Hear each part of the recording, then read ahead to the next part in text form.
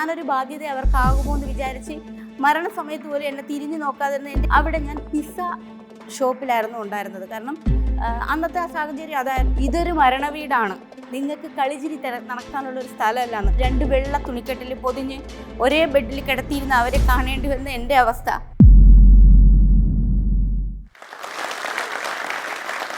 എൻ്റെ പേര് നിറ്റി, ഞാൻ തിരുവനന്തപുരത്ത് നിന്നാണ് വരുന്നത്. ബേസിക്കലി ഞാനൊരു ടീച്ചറാണ്. അതുകൂടാതെ ഞാൻ സ്റ്റാൻഡപ്പ് കോമഡി ചെയ്യുന്നുണ്ട്, അല്ലറ ചില്ലറ എഴുത്തുകുത്തുകൾ നടത്തുന്നുണ്ട്. അതിസുന്ദരിയായ ഒരു അമ്മയുടെയും കൃഷ്ണൻ്റെ നിറയുള്ള ഒരു അച്ഛൻ്റെയും ഏക മകളായിരുന്നു ഞാൻ. ജനിച്ചപ്പോൾ തന്നെ ആദ്യമായിട്ട് ഞാൻ കേട്ടത് അയ്യോ ഇവർക്ക് കിട്ടിയതും കറുപ്പാണോ എന്നൊരു നെഗറ്റീവായിരുന്നു ആദ്യത്തെ നെഗറ്റീവ്. അത് കഴിഞ്ഞ് അച്ഛനും അമ്മ എന്നെ നന്നായിട്ട് സ്നേഹിച്ചു. നന്നായിട്ടെന്ന് പറഞ്ഞാൽ ഇവൻ പാല് കുടിക്കാൻ നേരം പാല് കുടിച്ചില്ലെങ്കിൽ ഞങ്ങൾക്ക് വീടിനടുത്തുള്ള റബ്ബർ തോട്ടം മുഴുവൻ അച്ഛൻ കൊണ്ടു നടന്ന് എന്നെ പാല് കുടിപ്പിക്കുക. അത്രയും സ്നേഹിച്ചാണ് അച്ഛനും അമ്മ എന്നെ വളർത്തിയത്. ഒരു സ്കൂൾ ജീവിതം വളരെ ഹാപ്പി ആയിട്ട് ഞങ്ങൾ കൊണ്ടുപോയി. 4-5 സ്റ്റാൻഡേർഡിലൊക്കെ ഞാനൊരു ഗവൺമെൻറ് സ്കൂളിൽ വിദ്യാർത്ഥിയായിരുന്നു. അപ്പോൾ ഞാൻ ഈ 4-5 സ്റ്റാൻഡേർഡ് കഴിയുമ്പോൾ ആദ്യമായിട്ട് അപ്പോഴാണ് നമ്മൾ ഇംഗ്ലീഷ് പഠിക്കുന്നത്. ഈ ഇംഗ്ലീഷ് പഠിച്ച സന്തോഷത്തിൽ ഞാൻ എൻ്റെ പാപ്പനൊരു ലെറ്റർ എഴുതി ഇംഗ്ലീഷിൽ.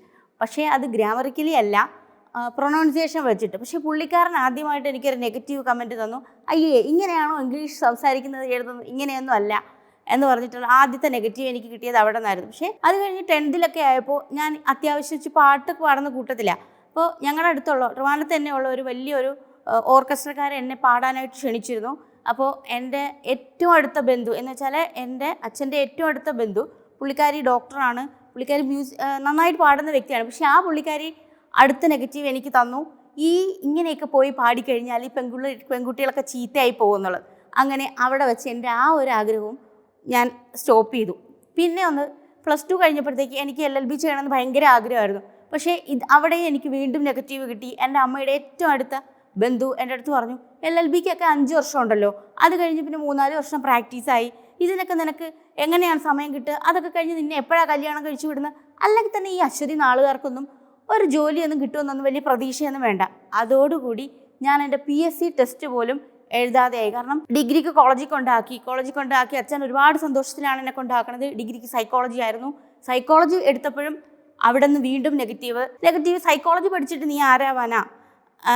കാരണം എനിക്കൊരാഗ്രഹം ഉണ്ടായിരുന്നു സൈക്കോളജി പഠിച്ചിട്ടൊരു ഡോക്ടർ ആവണമെന്ന് ഭയങ്കര ആഗ്രഹം. പക്ഷേ ആ ഒരു നെഗറ്റീവ് എന്തോ എന്നെ നന്നായി തളർത്തി. ഞാൻ അവിടെ വെച്ച് ഏകദേശം അതോടുകൂടി ഞാൻ എൻ്റെ മേഖല തിരിച്ചു വിടുകയാണുണ്ടായി. ഞാൻ സ്പെഷ്യൽ എഡ്യൂക്കേഷൻ ഡിപ്ലോമ ചെയ്തു. അവിടെ നിന്ന് ടീച്ചിങ് പ്രൊഫഷനിലേക്ക് മാറി. ടീച്ചിങ് പ്രൊഫഷനിലേക്ക് വന്നപ്പോഴും എനിക്ക് നെഗറ്റീവ്സ് ഉണ്ടായിരുന്നു. കാരണം ഒരു സ്പെഷ്യൽ എഡ്യൂക്കേഷൻ സ്കൂൾ തുടങ്ങാനായിട്ട് ഞാനും അച്ഛനും കൂടെ വലിയ രീതിയിൽ മുന്നോട്ട് പോകാനൊക്കെ ഒരുങ്ങുമ്പോൾ വീണ്ടും അവിടെ നിന്ന് നെഗറ്റീവ്. ഒരു സ്പെഷ്യൽ സ്കൂളൊക്കെ തുടങ്ങിക്കഴിഞ്ഞ് ആ കുട്ടികളെ നീ എങ്ങനെ ഹാൻഡിൽ ചെയ്യും? ആ കുട്ടികളെ നിനക്ക് പിടിക്കാൻ കഴിയുമോ? അല്ലെങ്കിൽ അവരെ നീ പിടിച്ച് പരിപാലിച്ച് കഴിയുമ്പോൾ നിനക്കൊരു ഭാവി ഉണ്ടാവും. അങ്ങനെ കുറേ നെഗറ്റീവ് വന്നതോടെ ആ ഒരു മേഖലയെ ഞാൻ ഉപേക്ഷിക്കാനുണ്ടായി. അത് കഴിഞ്ഞ് പിന്നെ ടീച്ചിങ് പ്രൊഫഷനിലേക്ക് വന്നു. ടീച്ചിങ് പ്രൊഫഷനിലേക്ക് വരുമ്പോൾ ഞാൻ അമ്മയുടെ സാരിത്തുമ്പിൽ മാത്രം ഒതുങ്ങി നിന്നൊരു പെൺകുട്ടിയായിരുന്നു. പക്ഷേ ആ ഫസ്റ്റ് സ്കൂളിലെ എൻ്റെ പ്രിൻസിപ്പാൾ പുള്ളിയാണ് എന്നെ ഇത്രയും ബോൾഡാക്കി മാറ്റുന്നത്. കാരണം അവിടെയും എനിക്ക് മുന്നോട്ട് വന്ന് സംസാരിക്കാനോ ഒരു ക്യാമ്പയിൻ അറ്റൻഡ് ചെയ്യാൻ അങ്ങനെയുള്ള കുറേ ബുദ്ധിമുട്ടുകളുണ്ടായിരുന്നു. പക്ഷേ ആ പുള്ളിക്കാരൻ്റെ ട്രെയിനിങ് ആണ് എന്നെ കുറേയധികം ബോൾഡാക്കി മാറ്റിയത്. എൻ്റെ അച്ഛനും അമ്മയെന്ന് പറഞ്ഞാൽ എൻ്റെ എല്ലാ ആഗ്രഹങ്ങൾക്കും കൂടെ നിന്നിരുന്ന അച്ഛനും അമ്മയായിരുന്നു. പക്ഷേ ഏതോ ഒരു സാഹചര്യത്തിൽ അവരുടെ മരണം എനിക്ക് കാണേണ്ടി വന്നു. കാരണം 2 വെള്ള തുണിക്കെട്ടിൽ പൊതിഞ്ഞ് ഒരേ ബെഡിൽ കിടത്തിയിരുന്ന അവരെ കാണേണ്ടി വന്ന എൻ്റെ അവസ്ഥ. കാരണം അത് ഇപ്പോൾ മരണം കഴിഞ്ഞിട്ട് ഏതാണ്ട് 20 വർഷമായെങ്കിൽ പോലും എൻ്റെ നെഞ്ചിൽ അതൊരു വല്ലാത്ത തീയാണ്. അതെനിക്ക് ആരോടും ഷെയർ ചെയ്യാനോ അല്ലെങ്കിൽ എനിക്കത് എങ്ങനെ ഞാനത് ഫീൽ ചെയ്തെന്ന് പറഞ്ഞ് മനസ്സിലാക്കി തരാനോ എനിക്കത് കഴിയില്ല. കാരണം 20 വർഷത്തെ വേദനയാണത്. കാരണം ഒറ്റപ്പെടലുകളുടെ നിമിഷങ്ങൾ, ഏറ്റവും അടുത്ത ബന്ധുക്കൾ പോലും തള്ളിപ്പറഞ്ഞ നിമിഷം. കാരണം ഞാനൊരു ബാധ്യത അവർക്കാകുമോ എന്ന് വിചാരിച്ച് മരണസമയത്ത് പോലും എന്നെ തിരിഞ്ഞു നോക്കാതിരുന്ന എൻ്റെ ഏറ്റവും അടുത്ത ബന്ധുക്കൾ, അച്ഛൻ്റെ സഹോദരൻ, അമ്മയുടെ സഹോദരിമാർ, 3 ദിവസം എനിക്ക് ബോധം ഉണ്ടായിരുന്നില്ല. അത് കഴിഞ്ഞ് ഞാൻ ഓവർകം ചെയ്ത് വരാൻ ഫുഡ് പോലും കഴിക്കാതെ നിന്ന നിമിഷങ്ങളിൽ ഈ ബന്ധുക്കൾ ആരും എന്നെ തിരിഞ്ഞു നോക്കിയിട്ടില്ല.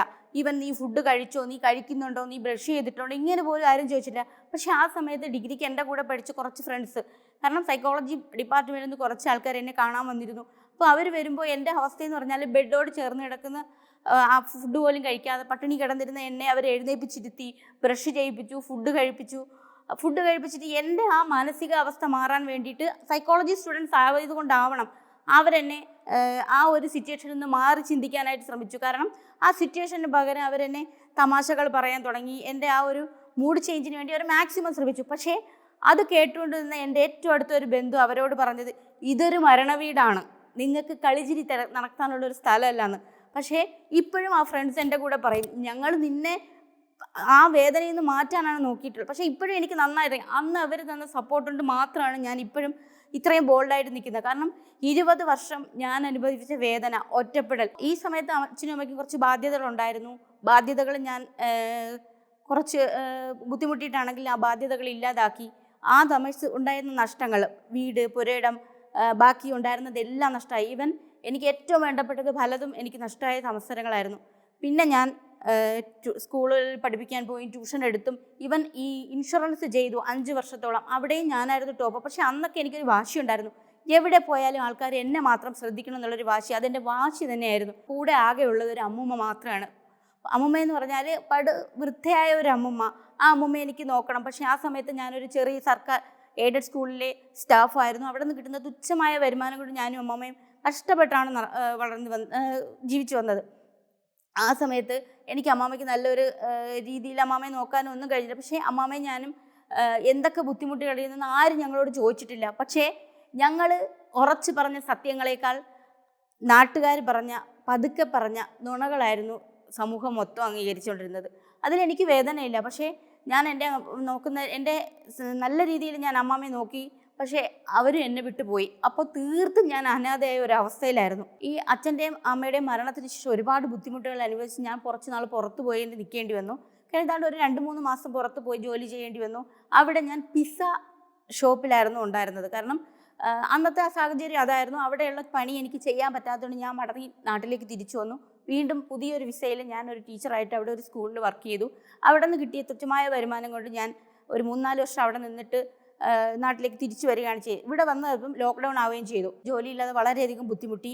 എന്ത് ചെയ്യണമെന്ന് അറിയാതെ ഇരിക്കുന്ന സമയത്ത് പെട്ടെന്ന് ഒരു സ്റ്റാൻഡപ്പ് കൊമേഡിയൻ ഷോ കാണുകയും അത് ചെയ്താലും തീരുമാനിക്കുകയും ചെയ്തു. അങ്ങനെ ഞാൻ ഒരു ഫേമസ് TV ചാനലിൽ സ്റ്റാൻഡപ്പ് കോമഡി ചെയ്യാനായിട്ട് പോയി. നല്ല രീതിയിലാണ് എനിക്കത് പെർഫോം ചെയ്യാവുന്നത്. പക്ഷേ അവിടെയും എനിക്ക് കുറച്ച് നെഗറ്റീവ്സ് കിട്ടി. കാരണം അവിടുത്തെ ഗ്രൂമർ പറഞ്ഞത്, നീ എന്താ കഥകളിയാണോ കാണിക്കുന്നത്, നീ ഡാൻസ് ആണോ ചെയ്യണത്? കാരണം നമ്മൾ പറയുന്ന കാര്യങ്ങൾ മുന്നോട്ട് മറ്റുള്ള വ്യക്തിക്ക് കൺവേ ആവാൻ വേണ്ടി ചിലപ്പോൾ നമ്മൾ ഗസ്റ്റേഴ്സ് ഉപയോഗിക്കാറുണ്ട്, ആംഗ്യങ്ങൾ ഉപയോഗിക്കാറുണ്ട്. അപ്പോൾ പുള്ളി എന്നെ കളിയാക്കി. അതിനുശേഷം ഞാൻ ആ 2 വർഷം ഞാൻ ആ ചാനലിലേക്ക് പിന്നെ പോയിട്ടേ ഇല്ല. പക്ഷേ അത് കഴിഞ്ഞ് ഈ അടുത്ത് വേറൊരു പ്രശസ്തമായ ചാനലിൽ ഇപ്പോൾ ഞാൻ കണ്ടിന്യൂസ് ആയിട്ട് സ്റ്റാൻഡപ്പ് കോമഡി ചെയ്യുന്നുണ്ട്. അതല്ലാതെ വേറൊരു ചാനലിലും ഇപ്പോൾ ഞാൻ ചെന്നു. പക്ഷേ അവിടെ ഞാൻ ഗ്രൂമിങ്ങിന് ചെല്ലുമ്പോൾ അവിടെ ഉണ്ടായിരുന്ന ആ ഗ്രൂമർ തന്നെയായിരുന്നു. പക്ഷേ അന്ന് എനിക്ക് ഭയങ്കര സന്തോഷം തോന്നി. കാരണം ആ പുള്ളിയുടെ അടുത്ത് എനിക്ക് വീണ്ടും നല്ല രീതിക്ക് പെർഫോം ചെയ്യാൻ പറ്റിയതിൽ എനിക്ക് വളരെയധികം സന്തോഷമുണ്ട്. ഈ ലോക്ക്ഡൗൺ സമയത്ത് ഞങ്ങൾ രണ്ടുപേരും ജോലിയൊന്നും ഇല്ലാതിരുന്നു. കുറേ ക്രാഫ്റ്റും കാര്യങ്ങളും ഒക്കെ ചെയ്തു. കുറേ എഴുതാൻ തുടങ്ങി. ഈ എഴുതിയതൊക്കെ രാത്രി ഇരുന്ന് ഫുള്ള് എഴുതി കഴിഞ്ഞു. ഒരു വേൾഡ് റെക്കോർഡും ഒരു ഇന്ത്യൻ ബുക്ക് ഓഫ് റെക്കോർഡും എനിക്ക് കിട്ടി. അത് എഴുതിയത് തലതിരിച്ചായിരുന്നു ഞാൻ എഴുതിയത്, കഥയും കവിതകളും ഒക്കെ. അത് എൻ്റെ ഹസ്ബൻഡ് സപ്പോർട്ട് ചെയ്തുകൊണ്ട് മാത്രമാണ്. അത് ലോക്ക്ഡൗൺ കഴിഞ്ഞ് ഞങ്ങൾ ഏകദേശം പട്ടിണിയുടെ വക്കീലൊക്കെ ആയി. കാരണം കയ്യിലുണ്ടായിരുന്ന സ്വർണ്ണവും കാര്യങ്ങളും ഒക്കെ വിട്ടു, അങ്ങോട്ടും ഇങ്ങോട്ടും ഒക്കെ മറിച്ച് വളരെ ബുദ്ധിമുട്ടായത്. പെട്ടെന്ന് ഞങ്ങൾക്കൊരു ഡേ കെയർ തുടങ്ങിയാലോ എന്നുള്ളൊരു ചിന്ത വന്നു. അങ്ങനെ ഞാനും ഹസ്ബൻഡും കൂടെ ഞങ്ങളുടെ ഏറ്റവും അടുത്ത 2 പേരെടുത്ത് അഭിപ്രായം ചോദിച്ച് തുടങ്ങിയേക്കട്ടെ. അപ്പോഴും നെഗറ്റീവ്, വേണ്ട അത് ഡെഡ് മണിയാണ്, നിങ്ങളത് ചെയ്യേണ്ടെന്ന് പറഞ്ഞു. പക്ഷേ ജൂൺ 1-ാം തീയതി ഞങ്ങൾ ചെയ്യേണ്ടെന്ന് തീരുമാനിച്ച സാധനം ഒരു 2-3 ദിവസം കഴിയുമ്പോൾ വീണ്ടും ഞങ്ങൾക്ക് ടെൻഷനായി. ഞങ്ങൾ വീണ്ടും അത് ഇവരുടെയൊക്കെ അഭിപ്രായത്തിന് മാറ്റി നിർത്തിക്കൊണ്ട് ഞങ്ങൾ ഒരിക്കൽ കൂടെ തീരുമാനിച്ചു, 2 പേരും നഷ്ടം വന്നാൽ അങ്ങോട്ടും ഇങ്ങോട്ടും പറയരുത്, മുന്നോട്ട് പോകാമെന്ന് തീരുമാനിച്ചുകൊണ്ട് ഒരു ജൂൺ 19 ഞങ്ങൾ ഡേ കെയർ സ്റ്റാർട്ട് ചെയ്തു. ഒരു കുട്ടിയും കൊണ്ട് ഞങ്ങൾ ഏകദേശം 1 മാസത്തോളം ഞങ്ങൾ ഇരുന്നു. അപ്പോൾ അടുത്തൊക്കെ ഉള്ളവർ പറഞ്ഞു, ആ ഒരു കുട്ടി മന്ദബുദ്ധിയായി പോകും. കാരണം ഒറ്റ കുട്ടികൾ സിംപ്ലിക്സ് ഇല്ലാതെ അല്ലെങ്കിൽ പിയർ ഗ്രൂപ്പ് ഇല്ലാതെ ആ കുട്ടി എങ്ങനെ പഠിക്കും എന്നുള്ളത്. പക്ഷേ ആ ഒരു മാസത്തെ കുട്ടിയുടെ പെർഫോമൻസ് കണ്ടിട്ട് പിന്നെ വന്ന കുട്ടികളായിരുന്നു ഒരു 10-25 കുട്ടികൾ. അപ്പം അന്ന് എനിക്ക് സ്റ്റാഫിനെ വെക്കാനോ നോക്കാനോ ഒന്നും ഉള്ള ഒരു പേയ്മെൻറ്റും കാര്യങ്ങളൊന്നും എനിക്ക് വരാത്തതുകൊണ്ട് ആദ്യത്തെ കുറേ മാസങ്ങൾ ഞാൻ ഒറ്റയ്ക്ക് തന്നെയാണ് ഈ 18 കുട്ടികളെയും നോക്കിക്കൊണ്ടിരുന്നത്. അത് കഴിഞ്ഞ് കുറച്ച് വരുമാനമൊക്കെ വന്നു തുടങ്ങി, സ്റ്റാഫിനെ വെച്ച് തുടങ്ങി, 2 ടീച്ചർമാരായി, 2 ആൻറ്റിമാരായി. ഇപ്പം നല്ല രീതിയിൽ ആ ഡേ കെയർ എനിക്ക് കൊണ്ടുപോകാൻ കഴിയുന്നുണ്ട്. അപ്പോൾ എനിക്ക് നിങ്ങളോട് പറയാനുള്ളത്, നിങ്ങളുടെ ജീവിതത്തിൽ സന്തോഷം തരാത്ത വ്യക്തിയായാലും സാധനമായാലും ഇവൻ്റ് ആയാലും സിറ്റുവേഷൻ ആയാലും നിങ്ങളുടെ ലൈഫിൽ നിന്ന് മാറ്റി നിർത്തുക. കാരണം അത് നിങ്ങളെ തന്നെ നശിപ്പിക്കും. ഇപ്പം എൻ്റെ ലൈഫിൽ നിന്ന് ഞാൻ ആ നെഗറ്റീവ് പറഞ്ഞ ആൾക്കാരെ മൊത്തത്തിൽ റിമൂവ് ചെയ്തത് കൊണ്ടാണ് എനിക്ക് മുന്നോട്ട് വരാൻ പറ്റിയത്. ഞാൻ അവരെ ഇഗ്നോർ ചെയ്യുകയാണ് ചെയ്തത്. അപ്പോൾ സക്സസിൻ്റെ വഴി നമ്മുടെ കയ്യിലാണ് ഇരിക്കുന്നത്. അത് നമ്മൾ തേടി എത്തിക്കൊണ്ടേയിരിക്കും. പക്ഷേ നമ്മൾ ആ വഴി തേടിയെടുക്കാൻ വേണ്ടി പ്രയത്നിച്ചുകൊണ്ടേയിരിക്കണം. ഇംഗ്ലീഷ് പഠിക്കണമെന്ന ആഗ്രഹമുണ്ട്, പക്ഷേ എങ്ങനെ തുടങ്ങും, എവിടെ നിന്ന് തുടങ്ങും എന്ന ചിന്തയിലാണോ നിങ്ങളും? ഇതിനായി ജോഷ് ടോക്സിന്റെ ഇംഗ്ലീഷ് സ്പീക്കിംഗ് ആപ്പിലൂടെ കൃത്യമായ പരിശീലനമാണ് നിങ്ങൾക്ക് ലഭിക്കുന്നത്. അതോടൊപ്പം തന്നെ ഡെയിലി ഗ്രാമർ ആൻഡ് വൊക്കാബുലറി ലെസൺസോട് കൂടിയ അൺലിമിറ്റഡ് ആക്സസും നിങ്ങൾക്ക് ലഭിക്കും. കൂടാതെ നിങ്ങളെ പോലുള്ള ലക്ഷക്കണക്കിന് ഇംഗ്ലീഷ് ലേണേഴ്സുമായി സംവദിച്ചുകൊണ്ട് തന്നെ ഇംഗ്ലീഷ് പ്രാക്ടീസ് ചെയ്യാനും സാധിക്കും. So download the app today.